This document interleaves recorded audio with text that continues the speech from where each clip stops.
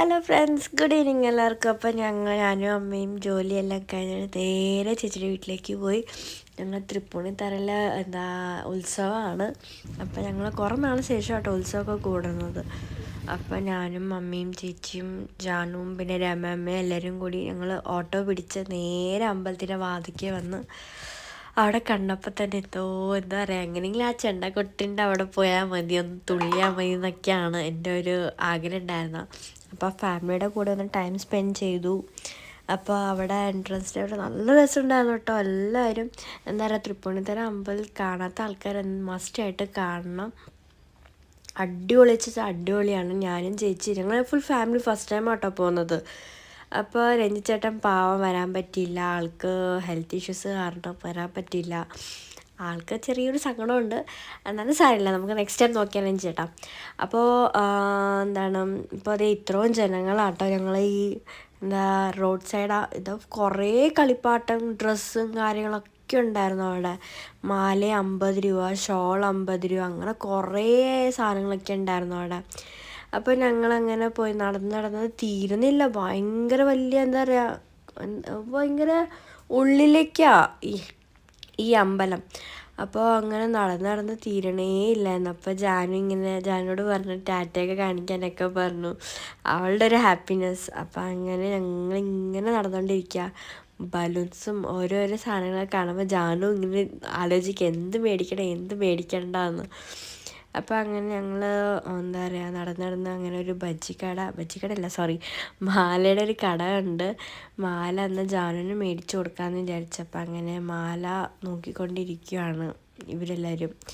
അപ്പോൾ ഞാൻ ഇങ്ങനെ വീഡിയോ എടുത്തുകൊണ്ടിരിക്കുക. എനിക്ക് ഇതിനോടൊന്നും താല്പര്യമില്ല. അപ്പോൾ അതെല്ലാം കഴിച്ചിട്ട് ജാനുവിന് മാലയൊക്കെ മേടിച്ചു. പിന്നെ ബജ്ജിക്കടയിൽ പോയിട്ട് ഞങ്ങൾ നല്ല അടിപൊളിയായിട്ട് ബജ്ജി കഴിച്ച്. അത്ര രസമില്ലായിരുന്നു, ചൂടൊന്നും ഇല്ലായിരുന്നു. അപ്പം അങ്ങനെ ബജ്ജിയൊക്കെ കഴിച്ച് കഴിഞ്ഞിട്ട് അതിൻ്റെ കുറച്ച് നടന്നിട്ടൊരു മാർക്കറ്റ് പോലെ ഉണ്ടായിരുന്നു അവിടെ. ഷോളും മാലയും എല്ലാം ചെരുപ്പും കാര്യങ്ങളൊക്കെ. അപ്പോൾ കുറച്ച് സാധനങ്ങളൊക്കെ മേടിച്ചിട്ടാണ് വന്നത്. അമ്മക്ക് വേണ്ടി ഷോളൊക്കെ മേടിച്ചു. ജാനു ഒരു രക്ഷയില്ലായിരുന്നു, ഭയങ്കര അത് വേണം ഇത് വേണം എന്ന് പറഞ്ഞാൽ അവിടെ ബഹളമായിരുന്നു.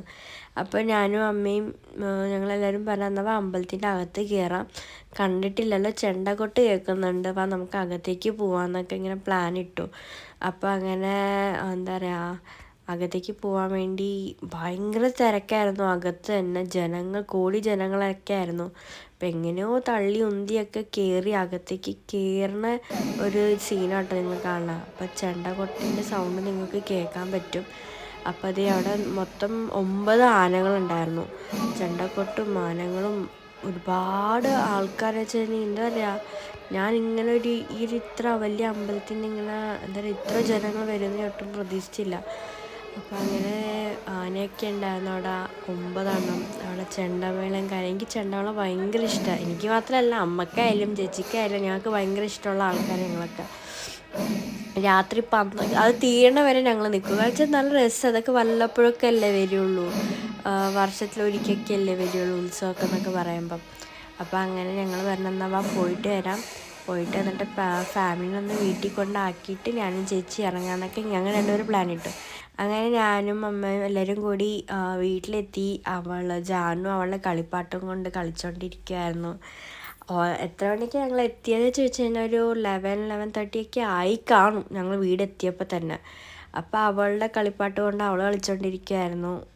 പിന്നെ ജാനുവിൻ്റെ പിന്നെ ഉറങ്ങാൻ ഭയങ്കര മടിയായ കൊണ്ട് അവളിങ്ങനെ അത് വേണം ഇത് വേണം എന്നൊക്കെ പറഞ്ഞു. അപ്പം ഞാനും ചേച്ചി പ്ലാൻ ഇടുവാക്കി പോണോ വേണ്ടേന്ന്. നടന്നാണെങ്കിൽ കയ്യും കാലൊക്കെ വയ്യ, കാല് ഭയങ്കര നടപ്പായിരുന്നു. അപ്പം എന്ത് ചെയ്യണമെന്ന് ഇങ്ങനെ ആലോചിച്ചു. അപ്പം ചേച്ചി നീ ചതിയാണ് മറിച്ചാന്നൊക്കെ അവൾ എന്നെ വഴക്കിടാൻ തുടങ്ങി. അപ്പം ഞാൻ പറഞ്ഞു പോവാതിരിക്കണ്ട, നമുക്ക് നമുക്ക് പോയിട്ട് വരാമെന്നൊക്കെ പറഞ്ഞു. അപ്പം ഞാനും ചേച്ചിയും കൂടി പറഞ്ഞ് അമ്മ നീ വെള്ളം നോക്ക്, ഞങ്ങൾ പോയിട്ട് വരാമെന്നും. അങ്ങനെ ഞങ്ങൾ വണ്ടി എടുത്ത് നേരെ അമ്പലത്തിൻ്റെ വാതിൽക്ക് വന്നു. ഇത് രാത്രി വരെ ഞങ്ങൾ അവിടെ എത്തി. അവിടെ ഇപ്പോഴും ജനങ്ങളുണ്ട്. എന്ന് വെച്ചാൽ എപ്പോഴും ഇങ്ങനത്തെ ആ ഒരു ഈ ഭാഗത്ത് ഇന്ന് പരിപാടി നടക്കുക. അപ്പോൾ ഇത്രയും ആൾക്കാരുണ്ട്, ഒന്ന് ആലോചിക്കുക. എവിടെ നിന്നൊക്കെയോ ആൾക്കാരൊക്കെയാണ് വരുന്നത് ഒരു ഉത്സവം കാണാൻ വേണ്ടിയിട്ട്. അപ്പോൾ ഇതാട്ടോ ഞങ്ങൾ ഈ ക്രൗഡിൻ്റെ നടുക്കാണ് ഞങ്ങളിപ്പോൾ നിൽക്കുന്നത്. അടിപൊളിയാണെന്ന് വെച്ചാൽ അടിപൊളിയാണ്, എനിക്ക് ഭയങ്കരമായിട്ട് ഇഷ്ടമായി. ഞാൻ നല്ല രീതിക്ക് തുള്ളി, ഞാനും ചേച്ചിയൊക്കെ നല്ല രീതിക്ക് എൻജോയ് ചെയ്ത് ചെണ്ടമേളൊക്കെ കേട്ട് രസിച്ച് ആസ്വദിച്ച് അടിപൊളിയായിരുന്നു കേട്ടോ. ഇപ്പം ഈ വീഡിയോ കാണുന്ന ആൾക്ക് മസ്റ്റായിട്ട് ഈ ഉത്സവ സമയത്ത് തന്നെ തൃപ്പൂണിത്തറയിലേക്ക് പോകണം ഗൈസ്. സത്യം പറഞ്ഞാൽ അടിപൊളിയാട്ടോ. ഇങ്ങനത്തെ ഒക്കെ ഒരു വൈബ് കിട്ടാൻ വേണ്ടിയിട്ട്, അല്ലെങ്കിൽ ഇങ്ങനത്തെ ഒരു എൻജോയ്മെൻറ്റ് കിട്ടാൻ വേണ്ടി വേറെ ലൈഫ് ഒന്നേ ഉള്ളൂ. ഇതൊക്കെ എൻജോയ് ചെയ്യണം, ഞാൻ അത്രയേ പറയുള്ളൂ. ചെണ്ടമേള എന്നൊക്കെ പറയുമ്പോൾ നമ്മൾ മലയാളികളൊരു വികാരമാണ് അല്ലേ. അപ്പം അതുകൊണ്ട് എന്തായാലും ഏതൊരു അമ്പലത്തിലായാലും ഉത്സവമാണെങ്കിൽ 12 മണി വരെയെങ്കിലും ഇരിക്കണം. കാരണം വെച്ചാൽ ഉത്സവം ഒറ്റ തവണ വരുള്ളൂ, ഒരു വർഷത്തിലൊരിക്കൽ വരുള്ളൂ. അപ്പം എന്തായാലും നിങ്ങൾ എല്ലാ അമ്പലത്തിലും, തൃപ്പൂണിത്തറ മാത്രമല്ല എല്ലാ അമ്പലത്തിലും ഉത്സവം ഉണ്ടെങ്കിൽ മസ്റ്റായിട്ട് 12 മണി 1 മണി വരെ ചെണ്ടമേള എത്ര മണി വരെ ഉണ്ടോ അത്ര മണി വരെയൊക്കെ നിൽക്കണം. അടിപൊളിയാട്ടോ. പിന്നെ സമയം പോണത് അറിഞ്ഞില്ല. അപ്പോൾ ഇങ്ങനെ ചെണ്ടമേളം കാര്യങ്ങളൊക്കെ കേട്ട് ആസ്വദിച്ചിട്ടൊക്കെ ഇരിക്കുവാട്ടെ ഞാനും ചേച്ചിയും കൂടി. ഞങ്ങൾ ഉന്തി കയറിയിട്ടാണ് ഈ അറ്റം എത്തിയത് കാണാൻ വേണ്ടിയിട്ട്. പക്ഷെ നിങ്ങൾക്ക് ആ സൗണ്ട് കേൾക്കുമ്പോഴല്ലേ മനസ്സിലൊരു ഭയങ്കര സന്തോഷമായിരിക്കും. പിന്നെ അതൊക്കെ ശേഷം ഞങ്ങൾ ഓപ്പോസിറ്റ് 4 സൈഡിൽ നിന്നാണ് ഇവർ ചെണ്ടമേളം അവിടെ പോകണം ഇവിടെ പോകണം എന്നൊക്കെ പറയും. അപ്പോൾ അങ്ങനെ ഇത് 4ാമത്തെ റോയാണെന്ന് തോന്നുന്നു, എനിക്കറിയില്ല ശരിക്കും 4 ആണോ 3 ആണോ എനിക്കറിയില്ല. അപ്പോൾ അവിടെയും തിക്കിയാണ് അവിടെയും കയറിയത്. ബാക്ക് സൈഡിലാണെങ്കിൽ ചൂട് കൊണ്ട് ഇങ്ങനെ മറ്റേ ആ തീ കത്തണില്ലേ, ചൂട് കൊണ്ട് ഇങ്ങനെ ഞാൻ വെച്ച് ഇപ്പം അത് താഴെ വീഴുന്നു. പക്ഷേ അതിൻ്റെ കൂട്ടത്തിൽ തന്നെ ഞാൻ എൻജോയ് ചെയ്തു. ഇത് കണ്ട ആൾക്കാരുടെ മേളോ ആൾക്കാരുടെ ശബ്ദമൊക്കെ നിങ്ങൾ കേൾക്കുന്നുണ്ടായിരിക്കാം. എനിക്കാണെങ്കിൽ എന്താ പറയുക ഭയങ്കരമായിട്ട് ഇഷ്ടമായി. പിന്നെ അതിന് ശേഷം ലാസ്റ്റ് ഫൈനൽ ചെണ്ട കൊട്ടായിരുന്നു ഇത്. ഇപ്പം ഞങ്ങളിപ്പോൾ സൈഡിലെല്ലാവരും നിൽക്കണത്. അതെന്ന് വെച്ച് കഴിഞ്ഞാൽ ഇതെന്താ 2ആയിട്ട് തിരിച്ചിരിക്കുന്നത് വെച്ച് കഴിഞ്ഞാൽ ആനകൾ വരാൻ വേണ്ടിയിട്ടാണ് ഇത്രയും തിരിച്ചിരിക്കുന്നത്. കാരണം ആനക്ക് എന്തെങ്കിലും സംഭവിച്ചാൽ ഇത്രയും ജനങ്ങളുണ്ടോ, പിന്നെ ഇത്ര ഓടേണ്ടി വരും. അപ്പം ഞാനാണെങ്കിൽ തിക്കിയാട്ടോ നിൽക്കുന്നത്. ഞാൻ ഏതൊക്കെയോ ചേട്ടൻ്റെ കൈയൊക്കെ കയറിയാൽ പിടിച്ചത് ദൈവമേ അറിയില്ല.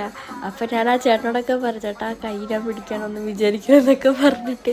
അപ്പോൾ ഭയങ്കര ആൾക്കൂട്ടമായിരുന്നു കേട്ടോ, ഭയങ്കര ഒരു ജനങ്ങളായിരുന്നു.